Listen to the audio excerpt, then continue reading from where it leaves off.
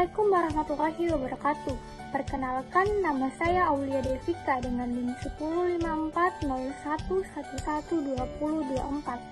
Saya dari kelas SD 2E dari program studi pendidikan guru sekolah dasar dan juga dari jurusan FKIP.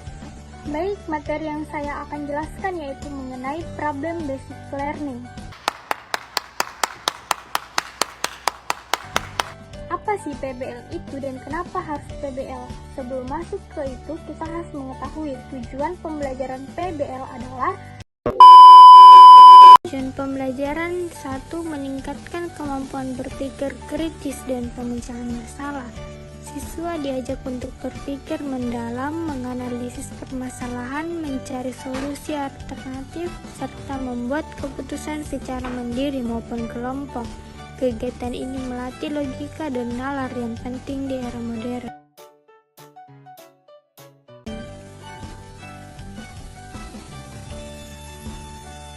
Adapun tujuan pembelajaran yang kedua yaitu mendorong kemandirian belajar dan kolaborasi antar siswa. Dalam PBL, siswa tidak hanya mengandalkan guru sebagai sumber belajar, mereka aktif mencari informasi, berdiskusi, dan belajar bersama dengan teman satu kelompok.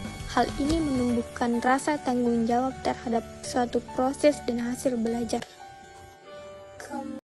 Adapun tujuan yang ketiga yaitu mengembangkan keterampilan komunikasi dan sosial. Siswa dilatih untuk menyampaikan ide, menerima pendapat orang lain, serta bernegosiasi dalam kelompok. Kemampuan ini merupakan bagian penting dari soft skill abad ke-21. Kemudian tujuan yang keempat yaitu mengaitkan pengetahuan dengan dunia nyata. Masalah-masalah yang diangkat dalam PBL berasal dari situasi nyata yang relevan dengan kehidupan siswa.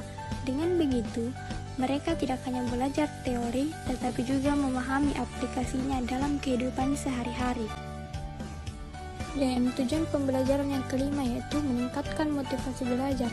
Ketika siswa merasa pembelajaran bermakna dan menantang, mereka lebih tertarik dan terdorong untuk belajar secara mendalam dan juga berkelanjutan.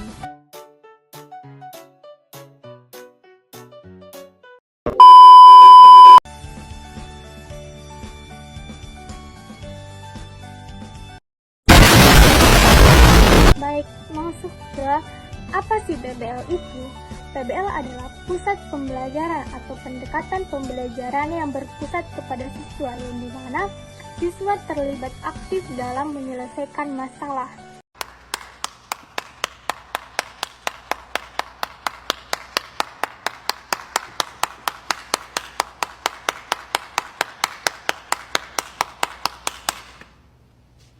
Problem Basic Learning atau PBL adalah sebuah pendekatan pembelajaran yang menggunakan permasalahan konseptual sebagai pemicu utama belajar. Pendekatan ini juga berpusat kepada siswa dan dirancang untuk mengembangkan keterampilan berpikir tingkat tinggi serta keterampilan sosial melalui proses kolaboratif. Dan ciri-ciri PBL adalah berbasis masalah nyata, yang dimana siswa akan dihadapkan dengan masalah.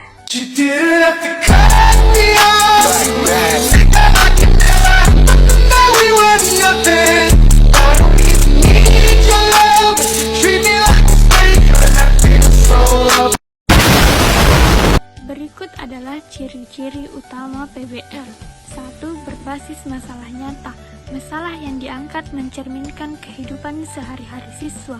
Hal ini menciptakan koneksi antara isi pembelajaran dan pengalaman nyata, sehingga membuat belajar menjadi lebih relevan.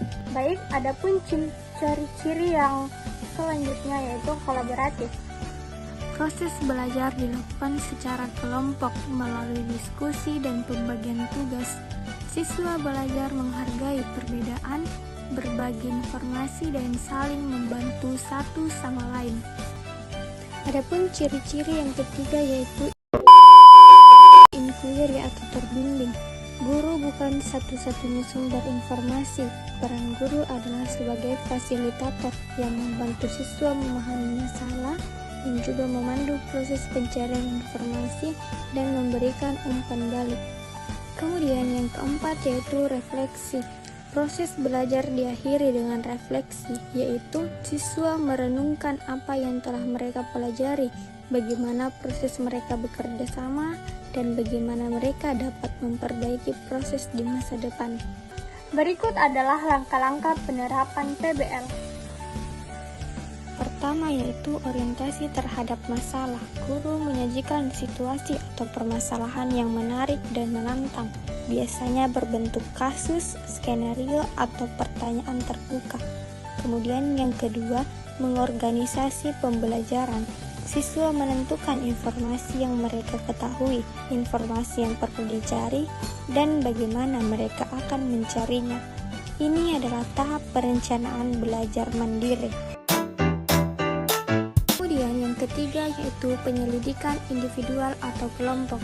Siswa mencari informasi dari berbagai sumber seperti buku, internet, observasi, wawancara, atau eksperimen.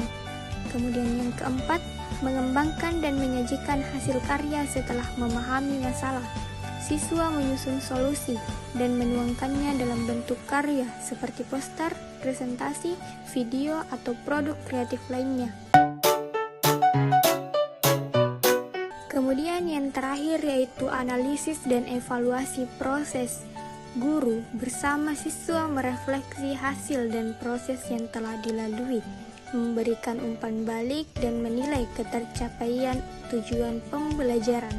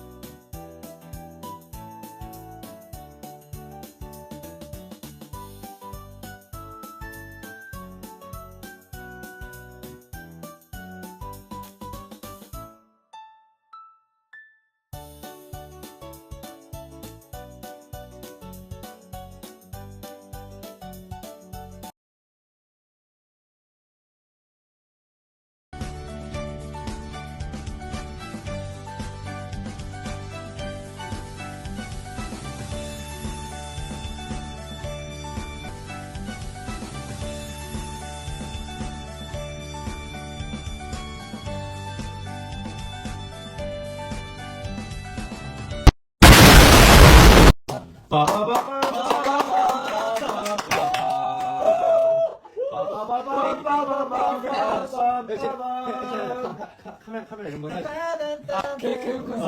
카메라 해야지.